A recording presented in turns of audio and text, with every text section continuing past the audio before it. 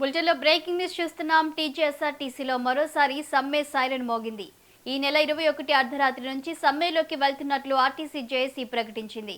ఇచ్చిన హామీలు అమలు చేయాలని, పెండింగ్లో ఉన్న సమస్యలు పరిష్కరించాలని యాజమాన్యం డిమాండ్ చేస్తుంది. లేదంటే సమ్మె చేస్తామని గత నెల 13న ఆర్టీసీ యాజమాన్యం ప్రభుత్వానికి సమ్మె నోటీస్ ఇచ్చింది. ఆ నోటీస్పై ప్రభుత్వం నుంచి ఎలాంటి స్పందన లేకపోవడం, కార్మిక శాఖ వద్ద జరిగిన 2 సమావేశాలకు ఆర్టీసీ అధికారులు గైహాజరు కావడంతో తప్పని పరిస్థితుల్లో సమ్మెకు దిగుతున్నట్లు ఆర్టీసీ జేఏసీ ప్రకటించింది. గతంలోనూ సమ్మెకు ఒక్కరోజు ముందు ప్రభుత్వం చర్చలు జరిపి సమస్యలు పరిష్కరిస్తామని హామీ ఇవ్వడంతో వెనక్కి తగ్గింది. ఈసారి సమస్యలు పరిష్కరించే వరకు సమ్మె కొనసాగిస్తామని జేఏసీ నేతలు తెలిపారు.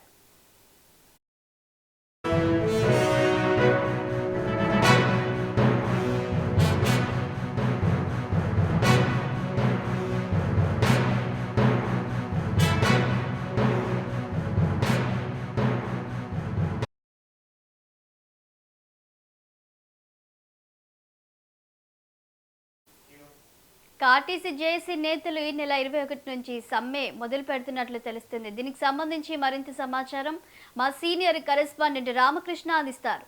రామకృష్ణ, శాలిని, ఏదైతే ఆర్టీసీ కార్మికుల సమ్మె ఏదైతే అనుకున్నారో అనుకున్నట్టుగానే ఈ నెల 27 తేదీ అర్ధరాత్రి నుంచి సమ్మెకు వెళ్ళనున్నారు. అంటే ఈ నెల 22 నుంచి సమ్మెలోకి వెళ్తున్నారు.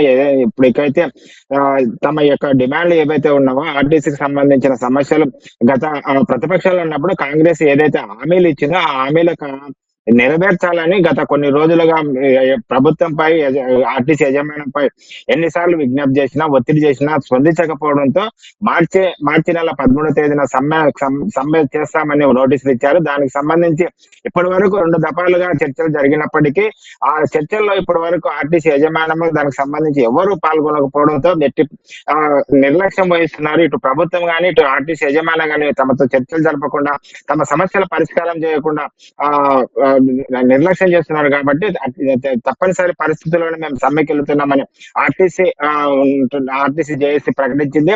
ఎవరైతే ఆ సమ్మెలో ఈ నెల 22వ తేదీ నుంచి సమ్మెలోకి వెళ్తున్నారు కాబట్టి రేపటి నుంచి కూడా సమ్మెకు సంబంధించిన ప్రజల్లోనికి వెళ్తారు. ఇది ప్రజా ఉద్యమాలుగా మార్చేందుకు మేము ప్రయత్నం చేస్తాం.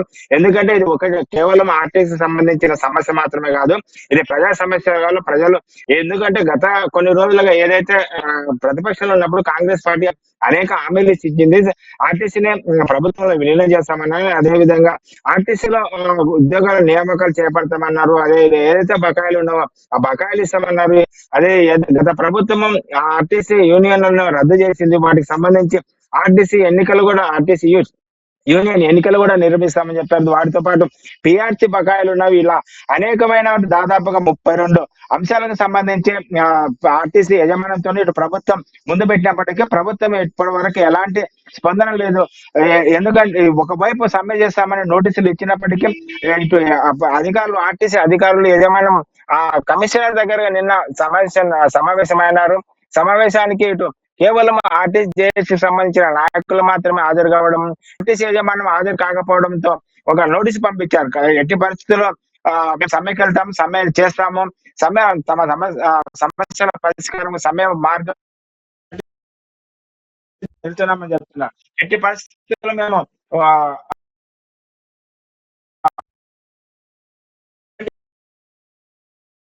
పడతారో ఆర్టీసీ లాస్ లో అవుతుంది. కానీ సమస్యలు ఏదైతే ఉన్నావో సమస్యల పరిష్కారం చేయమని అనేక సార్లు రాష్ట్ర ప్రభుత్వానికి, అదేవిధంగా ఆర్టీసీ యజమానానికి చెప్పిన తమ పెడిచేవన పెడుతున్నాము. గత్యంతరం పరిస్థితుల్లో మాత్రమే మేము వెళ్తున్నాము, సమ్మెకి వెళ్తున్నామని చెప్తున్నాం. ఒకవైపు ఆర్టీసీ జేఏసీ సమ్మెకి వెళ్తున్నామని చెప్పినప్పుడు మంత్రి పొన్నం ప్రభాకర్ మాత్రం ఇక్కడ ఆర్టీసీలో యూనియన్ ఎక్కడ ఉంది, ఎవరుంది, ఏదైతే వాళ్ళు పెట్టారో సమ్మెకు సంబంధించిన ప్రధానంగా కృష్ణ, మరి ఇప్పటికే సమ్మె నోటీస్ కూడా ప్రభుత్వానికి అందించినట్టు తెలుస్తుంది. మరి దీనిపై ప్రభుత్వం ఎందుకు స్పందించలేదు?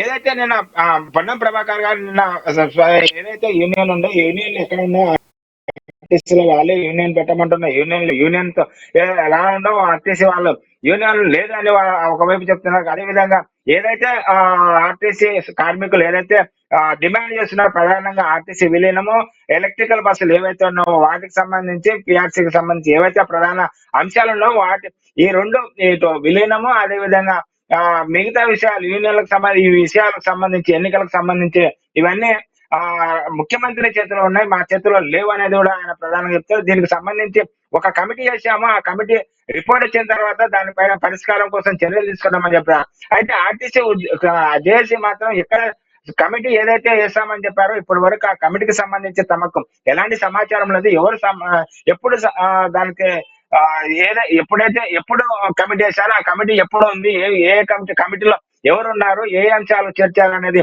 ఒకసారి మాకు దానికి సంబంధించి నోటీస్ ఇవ్వాలని కూడా ఆర్టీసీ కార్మికులు అదే ఆర్టీసీ జేఏసీ నేతలు చెప్తున్నారు. పొన్నం ప్రభాకర్ మాత్రం సమస్యల పరిష్కారం కమిటీ వేసామన్నారు.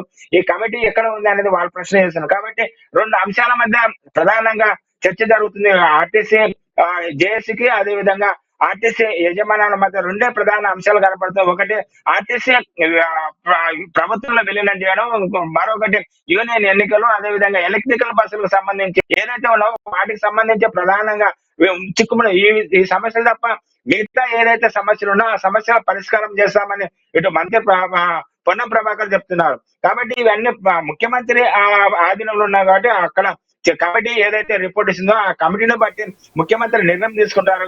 అంతవరకు వేచి చూడాలి.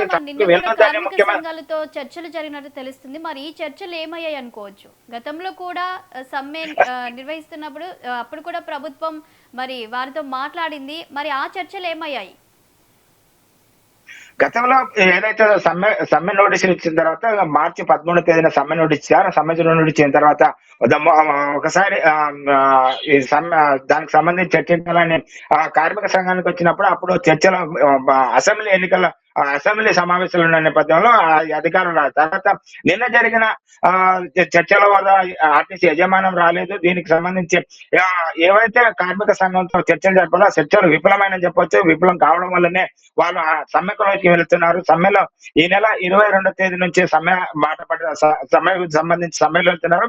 దానికి ముందుగానే ఒక 10 రోజుల సమయం ఉంది. ఈ 10 రోజుల అవసరం అనుకుంటే ప్రభుత్వం విరమించే అవకాశం ఉంది. కాబట్టి ప్రభుత్వం ఒకవేళ దీనిపై తీసుకోవాలని కూడా డిమాండ్ చేస్తున్నారు. ఎందుకంటే ఇప్పుడు 10 రోజుల పాటు ఉంది. ఆ 10 రోజుల పాటు ఇంతవరకు ఏదైతే చర్చలు జరపలేదో ఇప్పుడు చర్చలు జరిపి ఈ సమ్మెకు విరమించిన ప్రభుత్వ బాధ్యతనే వాళ్ళు ప్రభుత్వం పైన తమ నిపబెడుతున్నారు. ప్రభుత్వమే దీనికి బాధ్యత వహించాలి. ప్రభుత్వం నుంచే స్పందన రావాలనేది కూడా ఆర్టీసీ జేఏసీ చెప్తున్న ప్రధాన. Right, thank you Ramakrishna.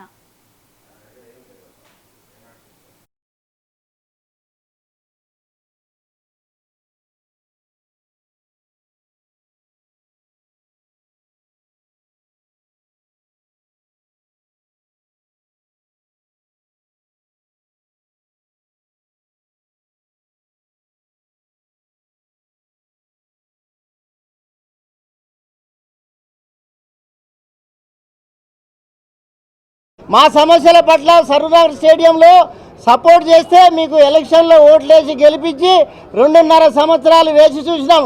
గత మే నెలలో సమ్మె చేయొద్దంటే కూడా మేము ఆగినాము. తర్వాత మంత్రి గారితో చర్చలు జరిపి సమ్మె కూడా వాయిదా వేసినాము. ఇప్పటి వరకు కూడా ఒక్క సమావేశం జరగకుండా మమ్మల్ని కాలయాపన చేసి మా జీవితాలను బొగ్గు చేస్తున్నారు. ఇవాళ ఎలక్ట్రిక్ బస్సులు మరి కేంద్ర ప్రభుత్వం సబ్సిడీతోటి ఇచ్చి 30-40 లక్షల రూపాయలు వాళ్ళకి సబ్సిడీ ఇస్తున్నారు. 93 ఏళ్ల చరిత్ర గల్లా ఆర్టీసీని నిర్వీర్యం చేయాలని కేంద్ర ప్రభుత్వం రాష్ట్ర ప్రభుత్వం కూడా పలుకుంటున్నాయి.